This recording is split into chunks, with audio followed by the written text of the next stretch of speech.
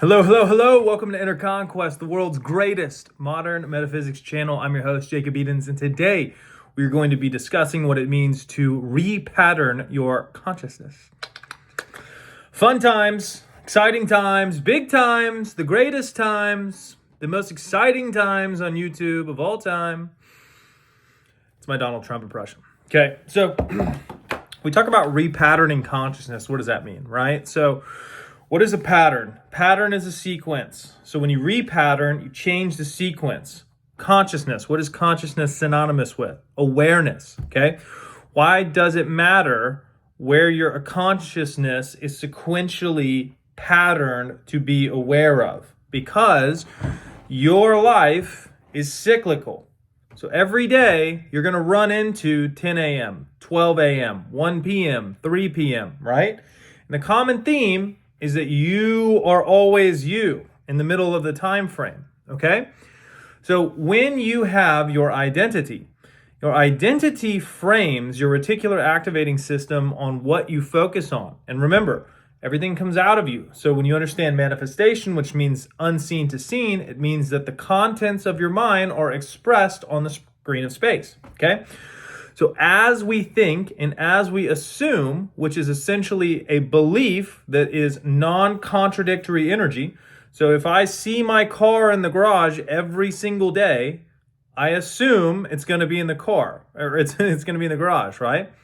So what we can do with that is we can actually, without having to see the car every day, we can assume the same energetic stance that if we had seen the car every single day, and we can hold that assumption independent of needing the manifestational evidence to allow us to hold that assumption, right? Because everything is flowing through us. So the second that we have something outside of us that is, we're dependent on to regulate our internal creative atmosphere, then that thing essentially becomes our tyrant, because without it in place, then we don't have control over this, but we made that rule up, right? We assume that without this, we can't do this. Oh, I can't do this without money. Oh, I can't do this because I'm not healthy enough. Oh, I can do this because of this, right? These are frameworks of assumptions, thoughts, and beliefs that dwell within the internal reality which express themselves outward. The same way that if I identify as a cat, meow, I'm looking for milk and mice, right? My identity frames what I am aware of and what I'm doing. So of the utmost importance, it's always understanding where that awareness is and what your identity is as the focuser, right? Because you can do literally two things. You can think and you can focus, okay?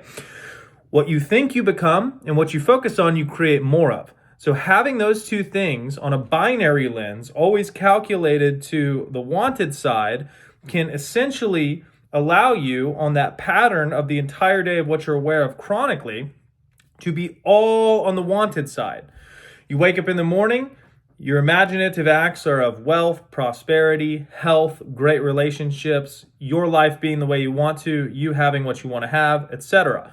It's a binary camp in what you could call a fulfillment reality. So if you have a non-fulfillment reality, it would look like the antithesis of that. It's all fear-based. Oh, I'm not going to have enough. I hope this person isn't judging me. I don't think I did this right? So you can have an entire reality that's predicated on non-fulfillment. So first thing you want to do is understand what your identity is. You want to decide that. So you want to decide, okay, I've been poor long enough. Now I'm rich. Okay, I've had this health thing. Now I'm healthy.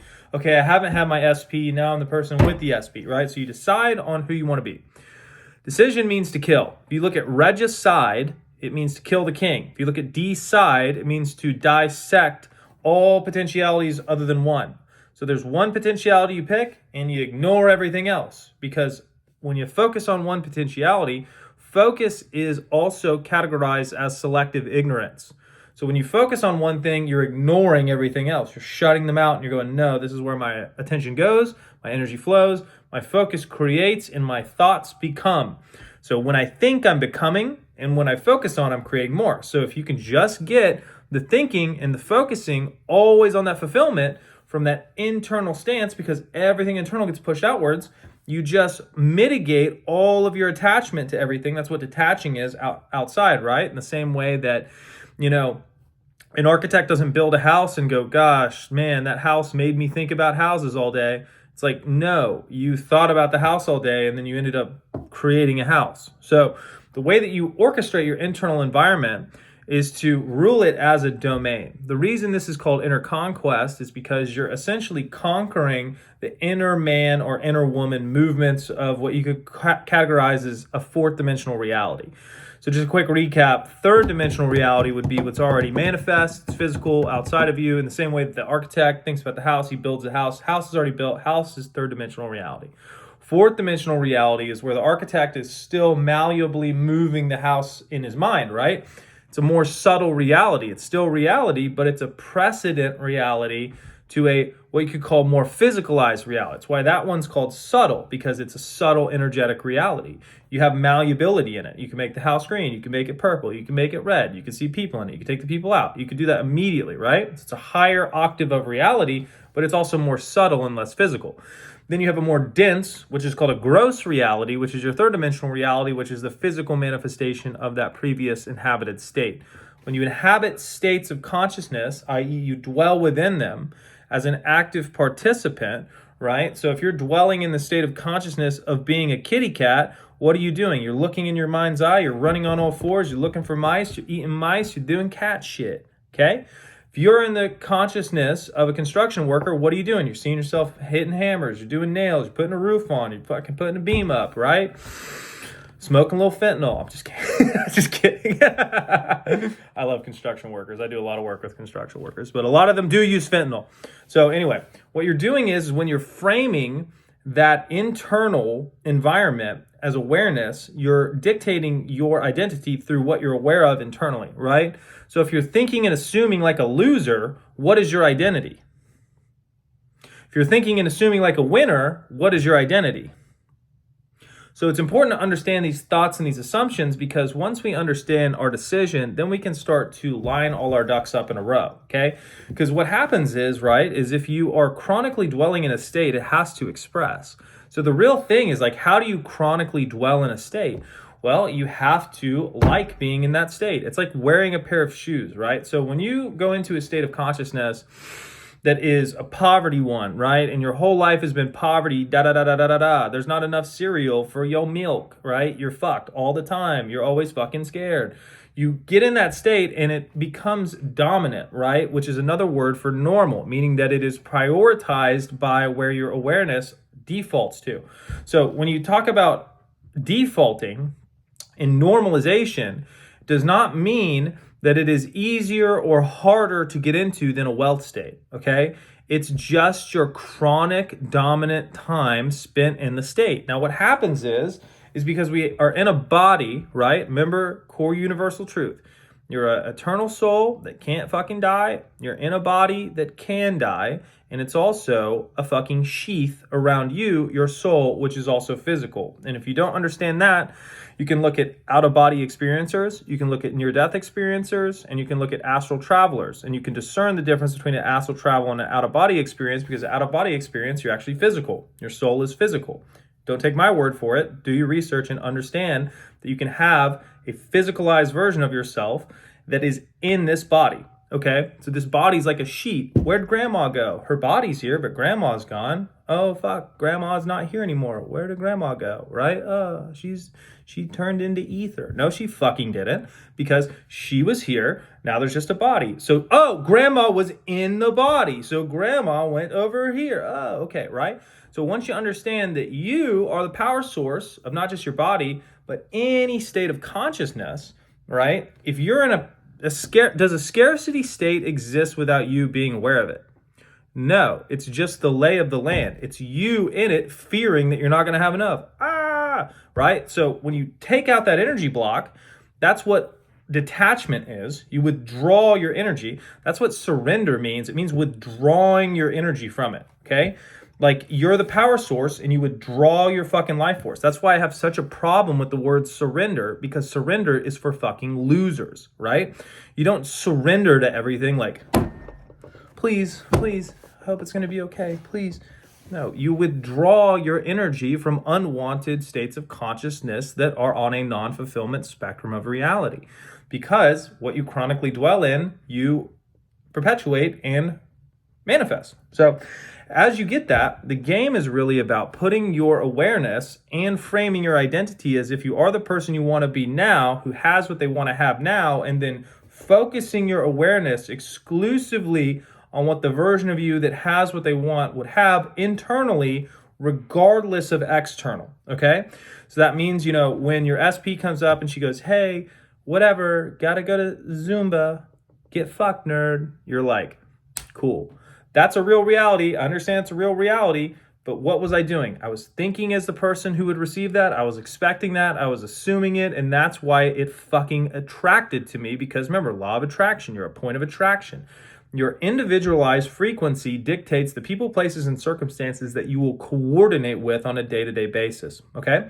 So the more you change that internal center locus of power, that internal center of attraction, you can actually control the bandwidth of things that you meet up with in terms of people, places, and circumstances. But most people try to go out and make the circumstances happen, make the things happen, instead of just continually refining their output signal. And that's what's great about the output signal understanding, is that as you work internally, as you're using your imagination like a fucking human, and you're imagining what you want, you're creating what you want from constructs of a mental, imaginative, emotional state, what you're doing is you're aligning that internal vibrational resonance with the contents of those imaginal acts.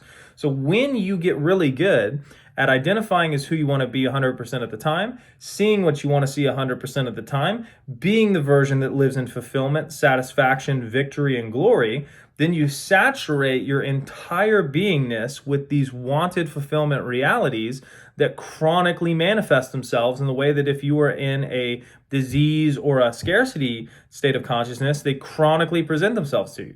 Like if you're in a scarcity state of consciousness, it chronically presents itself to you with challenges, right? Sucks.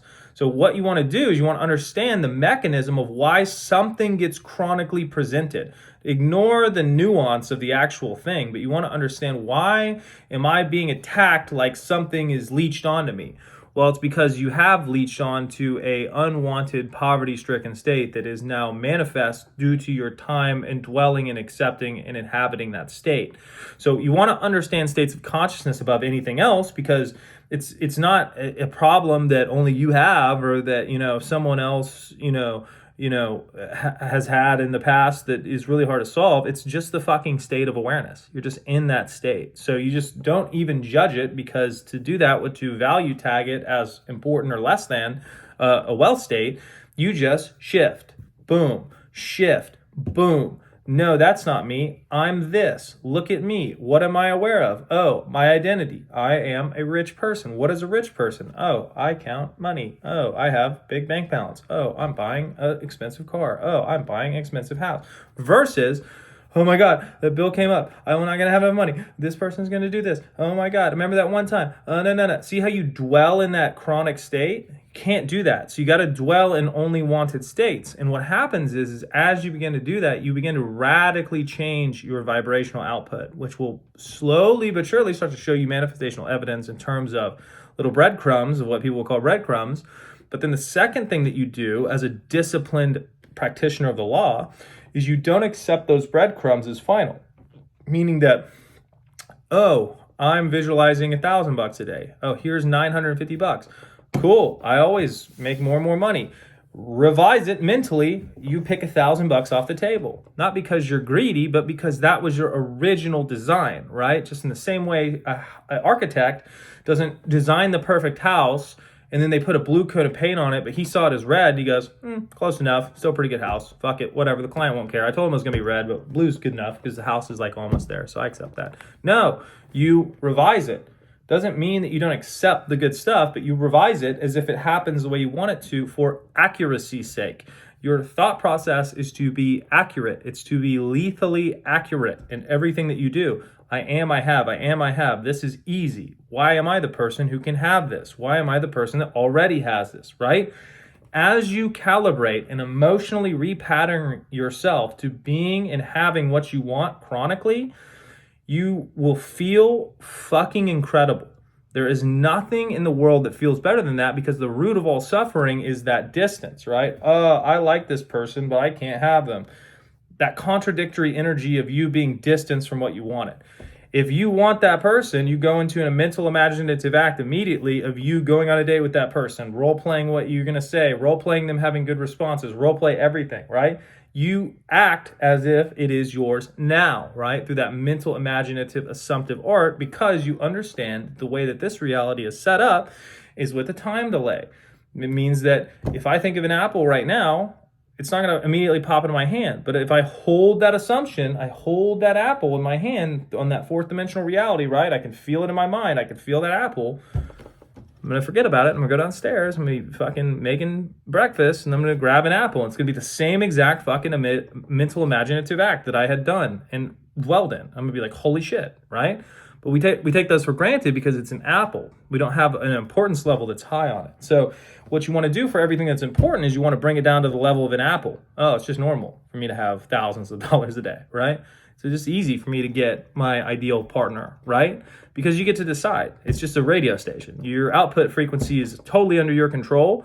The only thing that can stop that is secondary perceived causative events. So if you say, oh, look, this didn't happen because of this, you're using the cornerstone of your power, which is assigning value. And you're assigning a negative value against yourself, which indicates that the bifurcation of the path that you can take is either a non-fulfillment or fulfillment reality. With that assignment, you pick the vector upon which journey you will embark. My dad was an alcoholic. How could I not be a millionaire? My dad was an alcoholic. How could I not be an alcoholic? Right? So you assign that value and then you decide which one you want to go down, and then you become single-minded in your assumptive stance. Nope, that's how it is. Nope, that's how it is. Because you understand that everything that's being presented with you is just a byproduct of your old awareness. It doesn't really matter. It matters where you're going now, right? In the moment. So I know you guys enjoyed the video. Feel free to leave comments with future videos that you'd like to see. Additionally, the link tree has all of my protocols as well as the coaching if you want to do a one-on-one session with yours truly. But more important than that, go conquer, and I'll see you in the next one. Cheers.